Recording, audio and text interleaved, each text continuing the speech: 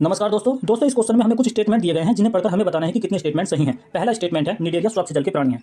तो दोस्तों ये स्टेटमेंट गलत है क्योंकि निडेरिया ज्यादातर समुद्री प्राणी होते हैं जो दो अवस्थाओं में पाए जाते हैं। पहला होता है पॉलिप अवस्था या स्थावर जैसे कि समुद्री कीड़ा, वहीं दूसरी अवस्था होती है मेडूसा अवस्था या फिर मुक्त तैराकी वाले जैसे कि जेलीफिश।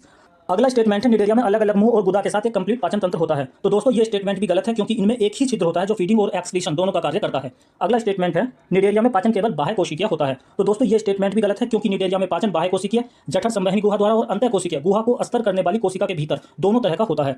अगला स्टेटमेंट है निडेरिया में एक ही छिद्र वाली जठर संवहनी गुहा होती है। तो दोस्तों ये स्टेटमेंट सही है क्योंकि निडेरिया में एक ही छिद्र वाली जठर संवहनी गुहा होती है जो कि पाचन एवं परिसंचरण तंत्र दोनों का कार्य करती है। अगला स्टेटमेंट है ओवेरिया यानी कि जेलीफिश पीढ़ी एकांतरण प्रदर्शित करती है। तो ये स्टेटमेंट भी बिल्कुल सही है। अगला स्टेटमेंट है मेडूसा रूप स्थावर होता है और आमतौर पर अवस्था से जुड़ा रहता है। तो दोस्तों मेडूसा रूप स्थावर नहीं होता है, ये मुक्त तैराकी वाले होते हैं जैसे कि जेलीफिश। जो स्थावर होता है और आमतौर पर अवस्था से जुड़ा होता है उसे पोलिप अवस्था कहते हैं, इसलिए ये स्टेटमेंट भी सही है। इस प्रकार स्टेटमेंट डी और स्टेटमेंट ई सही हो जाते हैं और हमारा आंसर होगा ऑप्शन डी यानी कि दो स्टेटमेंट सही है।